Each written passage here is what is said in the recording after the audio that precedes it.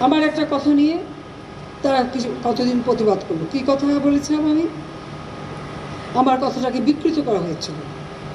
আমি বলেছিলাম মেধা মেধা মেধা, কোটা না মেধা।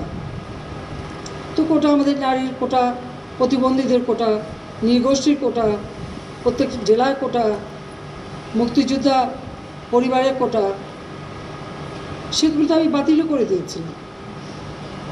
তারপরে কোটা না মেধা, মেধা না কোটা, তো কোটা মেধার মধ্যে একটা তফাতের কী আছে? এখানে মেধাই তো হয়।